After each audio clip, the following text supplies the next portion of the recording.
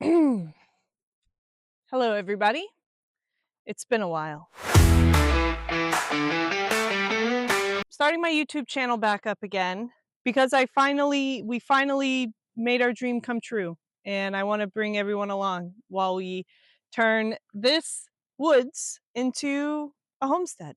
So in December, my husband deployed. In January, I used the handy dandy power of attorney to close on a 4-acre property in the country.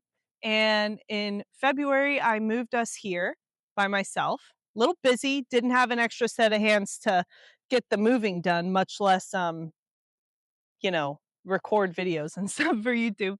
And yeah, and then I had friends help and family help, and we got in, and now we have 8 chickens and 4 goats, and we have a lot going on, and it's almost spring, so the garden's gonna get going if I can. We transplanted our fruit trees. I'm gonna show you everything. But what I wanted to get on here and say is that we've got a few pans on the fire, okay? We've got the I Reckon podcast, which is starting up again. We have the Tandler's Trying Hard YouTube channel. We also have Tandler's Tallow, our soap company, which is still in absolute full swing. It made moving very difficult because I had to still run a business, and that was incredibly challenging. So we have a lot of pans on the fire, but I think there's a lot of things that I can bring to this YouTube channel to show you how to like get out of the matrix and create something that AI can't replace. It's not going to replace all of this. So let's do the tour of the homestead. And this will be the outside of the property. And as we start to harvest stuff from the garden, process more stuff from the animals, you'll see the inside of the house, namely the kitchen, where I do preserving and all that stuff. Like I've learned a lot over the years, and I want to bring that to people, which is the main reason why I'm starting this YouTube channel again. So it's time for the tour. I'm trying to use the back camera on this selfie stick. I don't know if you can even see me at all, but we're going to head over to the chicken tractor. All right. So I built this chicken tractor after we moved in. We had a coop at the old house, if you remember, but it was not like structurally sound enough to survive the move. Like there was just no way. So I did manage to salvage like the hinges, the hardware, everything like that. Most of the wood I just burned because it's like I'm not dealing with weird lengths of wood. I just don't have time. But this is our chicken tractor. It rolls, so it allows me to move them over fresh ground, and I don't really have to clean their coop, like the roost area. And I'll show you what I mean by that.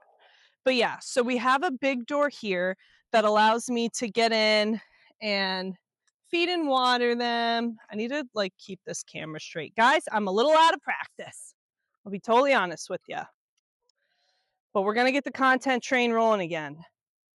Same automatic chicken door that I had on the last coop. I saved it and I just made some spacers and put this in. Here's the back wheels. And then this is the coop area. So let me just turn this around. So you can see like there's definitely poop in there, but once it like gets dry and crumbly, it kind of just falls through the grates. Or I can get in there with the hose and like spray it all down and it'll spray through. So it really doesn't smell bad in here. Just kind of smells like straw and grass. This is our nesting box. I forgot to collect eggs yesterday. Sue me. You know, I ordered an egg apron off of Etsy and I've been waiting for it. Okay, we're using the front camera again because I like that I can see what's going on with the front camera. It's so much easier for me, which is what matters. And these are my beautiful goats.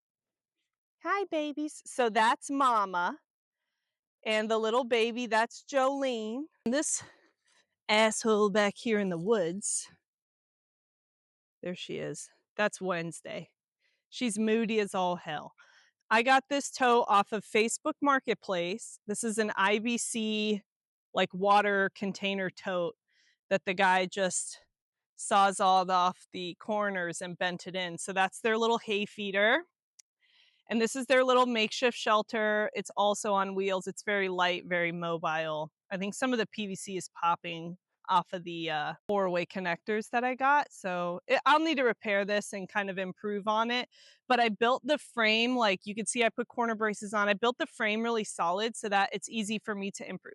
So, the whole idea with the animals, we don't want goats for goat meat. I might milk them one day. Definitely won't be doing that this year. Too busy. Um, but we do want to raise pigs for pork.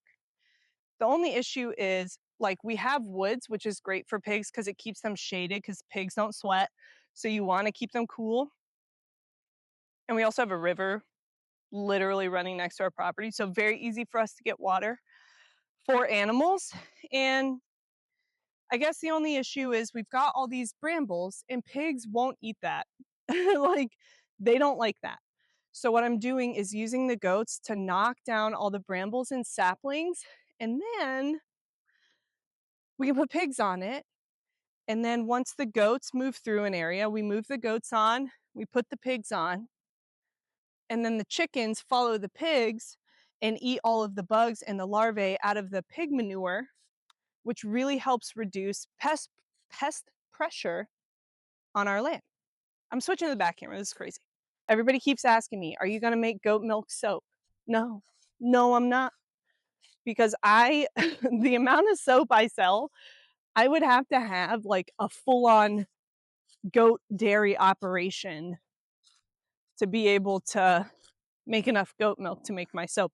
And I'm in the soap making game, and I'm not in the goat milk making game. If we do goat milk, it'll just be like for our household, you know, like a gallon a week is what we drink. So we are in what is called the jungle run, and you can see behind me all of this trash. I really want to take care of it. I feel really blessed to be out here. So I'm slowly but surely cleaning up all the trash. A lot of the tires and stuff I'm putting up by the area where Jordan's static range is going to be, or like the smaller range he's going to have. So I'm putting that up there. So basically everything to the north of the jungle run, or my right, is Jordan's area for shooting and doing whatever he wants to do. And then everything to the south of the jungle run is my area for animals. And we'll see how long that lasts. I think I will slowly be able to encroach more and more into the demilitarized zone, as it were, and have more animals. But everything in due course. Now we're kind of in the cleared area of the backyard. There's a huge amount of space that's cleared, which is really nice. Like, Johnny can play, all this and that. And right now, we are walking to the orchard. And everything that I don't want as far as trash that I find in the woods, big stuff, you can see like a little pile back there. I am putting it by the road, by that dirt road. And then once I'm kind of all done, or at least all done for the year, we'll see how far I get. Because once it gets green back there, I don't know that I'm going to be able to really get to much. I'll have somebody with a dumpster come by and pick it up and haul it off. But these are my fruit trees from the old house. They made it, and they're doing really well. I transplanted them obviously in February, so they were dormant. I did not amend the soil at all for like a month.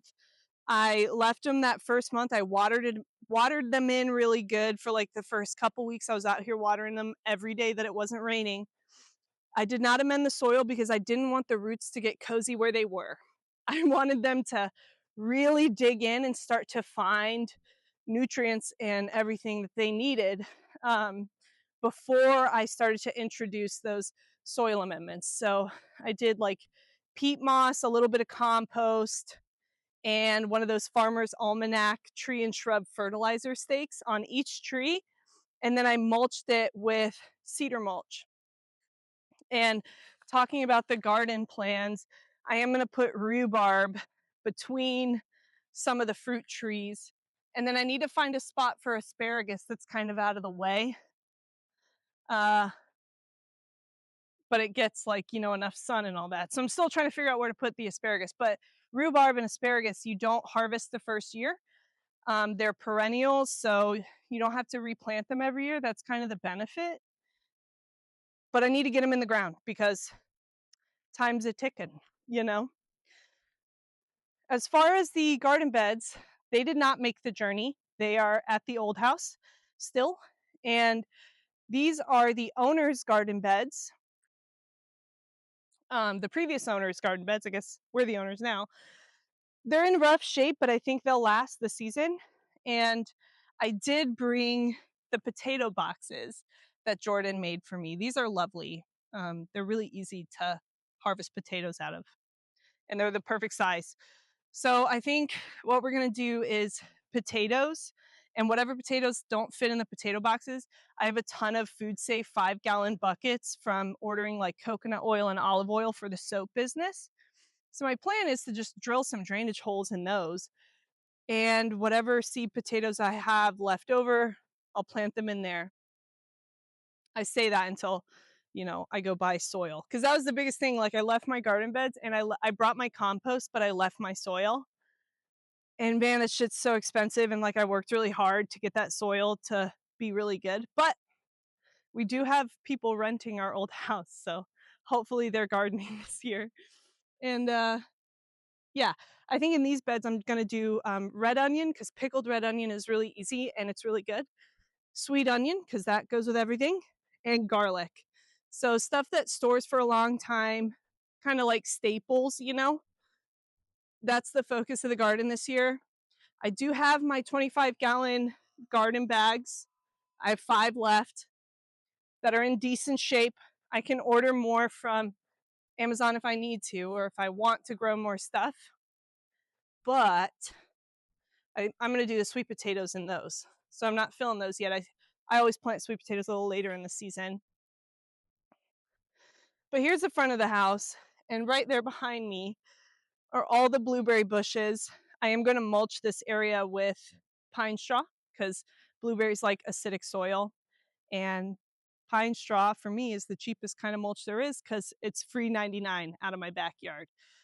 And then this trench of doom is my raspberry, blackberry, various right there by the river. So when it gets brambly and nasty and gross, I do not care. It does not matter, but close enough where I can keep an eye on it, keep it watered, and harvest it when I'm harvesting blueberries in the morning. So garden design and placement, like, we'll get into it, but there's a lot that you have to decide. Another reason why I'm not building garden beds this first year on our homestead is because I want to see how the sun behaves, how the shadows behave, where does water collect, where does it wash away, just different things like that before I go building these big old garden beds and fill them with hundreds or thousands of pounds of soil. You really want to make sure that you know really where you want those things, because certain plants like are full sun, but full sun in July in North Carolina is no freaking joke. And we've all had an experience in the South where your full sun plants do scorch. So like, full sun for me means, there's a portion of the day where there is some respite, a little bit of shade passes over, whether it's from a small tree or something, like there's just a little bit of something to break up the harshness of that sun. So I want to find the perfect spot. But now we're down here by this river. This was the river that when they breached the dam upstream, flooded and washed this whole area away. But it's flowing. There's no drop to it, so I can't really use a ram pump to pump water out of it. But eventually we will pump water out of this river for the animals, like probably to a tank that's up on the high ground where the house is, and then gravity feed it down to the animals. Right now we don't really need to. The hose is fine. Like 2 adult goats and 2 babies aren't drinking that much water every day. But eventually, once we have more goats and more pigs and maybe a cow, it's going to get crazy. And down here on this bank, my husband wants to build kind of a little deck, like a little pier with a seating area. And then he's going to clear this out and put some steps in. I cannot wait for that. That's gonna be an awesome project. But yeah, so that is pretty much the full tour. The river hugs our property all the way down, and our property ends where there's kind of a three-way intersection of the river, which is nice because it's really identifiable when you're back there. We love identifiable terrain features in the woods. And yeah, so if you have any questions, anything I skimmed over, anything that you're curious about, or what you want me to make the next video about, please put it in the comments. And thanks for watching. I'll see you next time.